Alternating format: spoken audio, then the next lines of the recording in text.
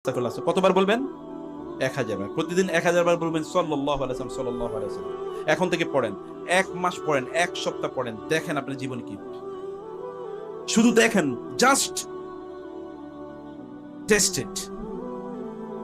শুধু টেস্ট করেন, অন্য কাজ করবেন না। সব বন্ধ করে, মোবাইল আবারও বলছি এগুলো বন্ধ করে, সবকিছু ইন্টারনেট বন্ধ করে, বাসার বন্ধু বান্ধবের সাথে কথা, দরজা বন্ধ করে একেবারে কি করবেন বলেন তো? কি বলছি? আস্তাগফিরুল্লাহ কয়বার আর দরুদ কয়বার, এবং দেখেন কি ঘটে জীবনে, মিরাকল ঘটবে। আপনি বুঝতে পারেন কিভাবে এগুলো হচ্ছে। আমি তো এগুলো করি না, তাহলে হলো কিভাবে? কারণ আল্লাহ তাআলা ওয়াদা দিয়েছেন, ফাকুল তুস্তাগফিরু রাব্বাকুম ইন্নাহু কানা গাফফারা ইউরসিলিস সামা আলাইকুম মিদরারা ওয়া ইমদিদকুম বিআমওয়ালিন ওয়া বানিন ওয়া ইয়াজআল লাকুম জান্নাতিন ওয়া ইয়াজআল লাকুম আনহার মা লাকুম লা তারজুনা লিল্লাহি ওয়াকারা।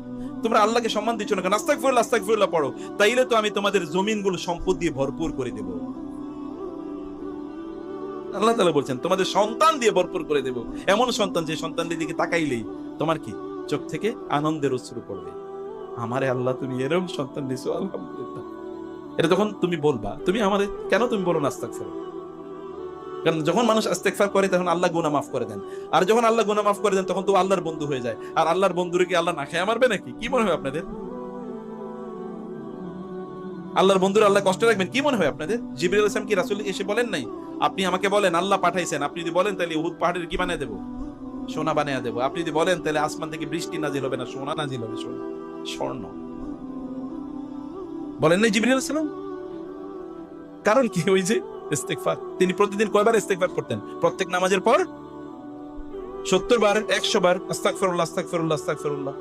3 বার তো প্রথমে পড়তেন, এরপরে সাহাবায়ে কেরাম বলেছেন আমরা গুনছি তিনি 70 বার পড়ছেন, 100 বার পড়ছেন, আমরা গুনতাম। এবং তিনি এই কথা বলেছেন, অথচ তার কোনো গুনাহ নাই। এইটা ইস্তেগফার কেবলমাত্র আপনার গুনাহ মাফ করে না, ইস্তেগফার আপনার সম্মান বাড়ায় এবং রিজিকের ঘাটতি সমস্যা সমাধান করে দেয়। যেমনি ভাবে দুরূদ করে, যেমনি ভাবে আল্লাহর প্রশংসা, সে কারণে আল্লাহর শুকর আদায় করবেন। যা পাইছেন তাই শুকর আদায় করেন প্লিজ। আপনারা বলতে পারেন আলহামদুলিল্লাহ, বলতে পারেন না? বলেন তো দেখি বলতে পারেন কিনা। এটা একটু বেশি বেশি বললেন, যা আছে তাতে আলহামদুলিল্লাহ, কোনো অভিযোগ দিয়েন না। আলহামদুলিল্লাহ আলহামদুলিল্লাহ আলহামদুলিল্লাহ। আল্লাহকে বলেন না লাইন শাকারতুম লাযিদান্নাকুম ওয়া লাইন কাফারতুম ইন্না আযাবি লাশাদীদ। কেউ যদি শুকর আদায় করে আল্লাহ তাআলা কেবলমাত্র তার সম্পত্তি বাড়ান, আল্লাহ তাআলা তার জ্ঞানও বাড়িয়ে দেন। আপনি যদি চান যে আপনার জ্ঞান বাড়ুক তাহলে বেশি বেশি বলবেন আলহামদুলিল্লাহ আলহামদুলিল্লাহ। দেখবেন আল্লাহ তাআলা আপনার কোত্থেকে যে জ্ঞান দেবেন এটা আপনি চিন্তা করে। ফাফাহামনা সুলাইমানা ওয়া কুল্লান আতাইনাহু হুকমান ওয়া ইলমা। আমি সুলাইমানের নিজে শিখাইছি। আল্লাহ বলছেন ওয়া আল্লামা আদম আল আসমাআ কুল্লাহা। আদম আলাইহিস সালামকে শিখাইছে কি?